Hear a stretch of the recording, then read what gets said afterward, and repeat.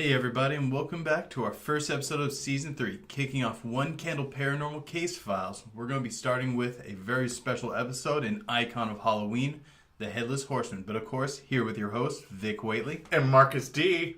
Let's start off with recapping the story that I'm sure we've all heard at least once. The story of the Headless Horseman. Yeah, so many of us fell in love with the legend from Washington Irving's 1820 short story, The Legend of Sleepy Hollow. I won't retell the whole story, but New England schoolmaster Ichabod Crane has a harrowing encounter with a specter known as the Headless Horseman, a Hessian soldier who lost his head from a cannon blast during the American Revolutionary War.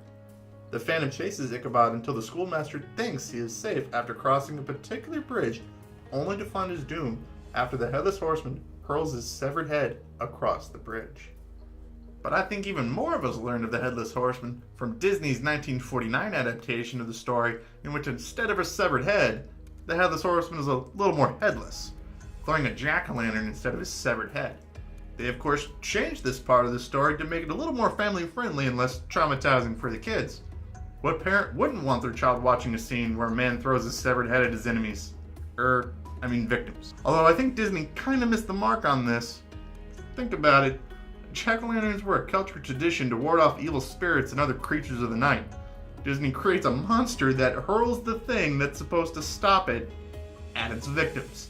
This is kind of like a werewolf that tears you up with silver claws, or a vampire that drowns you in holy water. But we know that the legend of Sleepy Hollow is a work of fiction. So are there actually real legends of Headless Horsemen from around the world? Heck yeah. And we found them. First, let's start with a little matter of clarification. Although the American story, it's a resurrected specter or revenant. But in many of these other stories, it's a little less clear on exactly what the Headless Horseman is. With some tales claiming that they're fae, gods, or the resurrected dead. It varies a lot more than it does in the traditional American tale. Our first legend takes us to Germany with the tale of the Wild Huntsman, an apparition of a headless hunter who appears and sounds a horn. This signals to everyone, especially to hunters, that the woods are not safe to travel in the next day. He often appears on horseback, and is also often accompanied by a pair of gigantic hunting dogs. How do you sound a horn without a head?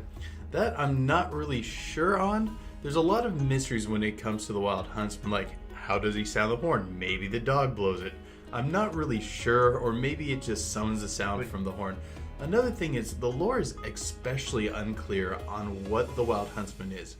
It's connected to a greater part of Germanic folklore called the Wild Hunt, where entities will hunt the forest and snatch away people and kill them and things along those lines. But depending on who you ask, these are dead hunters or dead warriors, or they're warriors from the Fey realm, or they're ancient pagan gods. It just really depends on who you talk to. So he's a hunter. So does he hunt the greatest game of all? Man. Yeah. That's awesome. So in researching this, we actually found there's another American version of the Headless Horseman that comes from Texas. This is called El Muerto. It sounds like there should be some sort of sound effect following that. I know, El Muerto. Yeah, so this story goes is that this horse thief down in Texas was caught by this Texas Ranger. The Texas Ranger really wanted to strike the hearts in fear of the horse thief. So it cuts the head off of the horse thief, straps the head to the saddle, straps the body to the saddle, and then just lets it ride off. Legend has it that anybody who encountered El Muerto would have something bad happen to him shortly thereafter. They eventually recover the body, only to find the body is actually mummified, and there's arrows sticking out of it and all these bullet holes from people trying to shoot and kill this thing as it's riding around in the countryside. It's really cool. Actually, some of the modern sightings of the Headless Horseman in America actually come to us from Texas. But the Headless Horseman had things like medallions, jewelry, and all these other sorts of things that are around it, similar to kind of what a thief would have. So to all our listeners down in Texas, beware should you ever encounter El Muerto. The final one we're going to talk about today comes to us from the English, Irish, Scot area, although not the only examples. This one is the Doulahan. Still not as cool as El Muerto.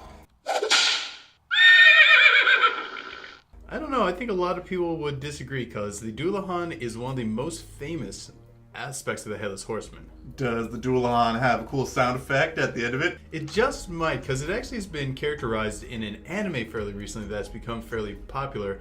Although I'm going to totally screw up the names like Dorarara or something along those lines. Did you just have a stroke? I think people have shortened it to Dur because it's just kind of a difficult name. So it's shortened to an animal sound? Durr. Okay, on to the Doulahan. The Doulahan is a dark rider from British, Scot, and Irish folklore.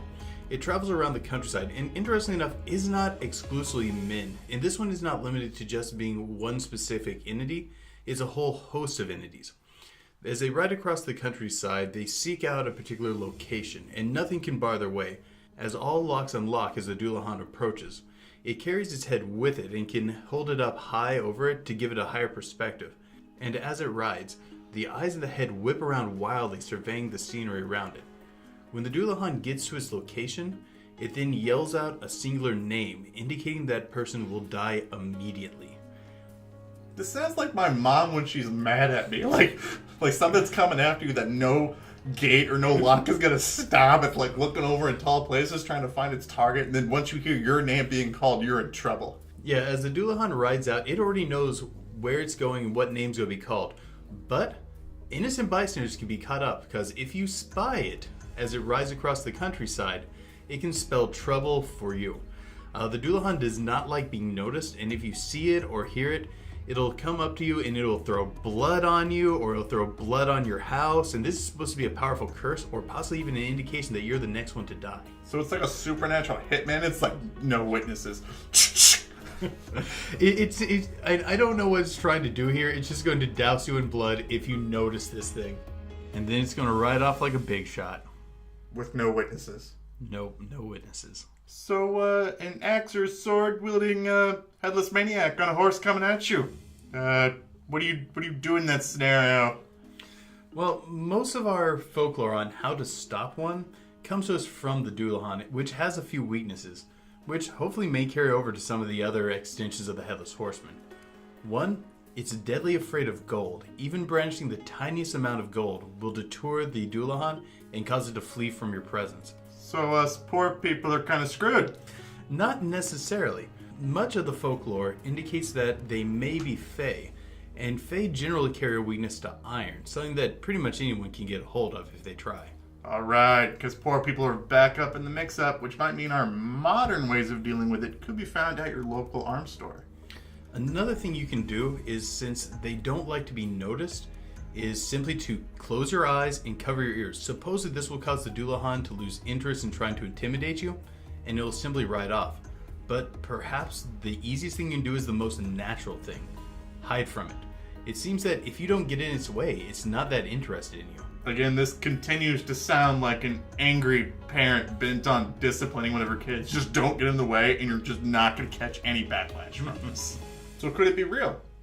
I don't know. What do you think? The reason why I was really into doing the Headless Horseman is, again, we're from Indiana, and I'm from Indianapolis specifically, and I love going to the Conner Prairie's Headless Horseman event every single Halloween. And this year I went with my niece, but we had to go during the day so she didn't get scared. And one of the things that I saw when we did the hayride where the Headless Horseman chases you is during the day, I can actually see the guy in the outfit, but I can see the mesh that he's looking through.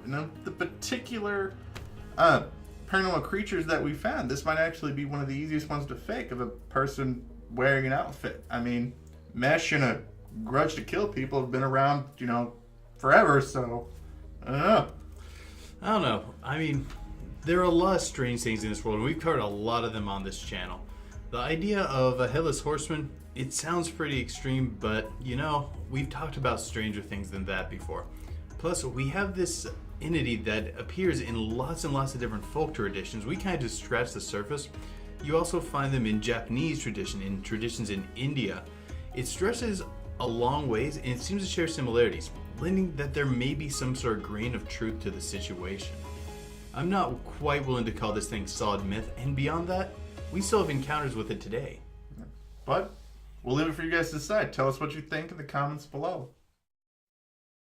Hey guys, thank you for tuning in to our One Candle Paranormal Case File, the very first one of Season 3. We're so happy that you guys came back to us here in Season 3, or if this is your first video watching it, welcome to the channel. Check out the previous 2 seasons that we have below. We have so much content in Season 3 for you guys, and so much of it is fan-driven.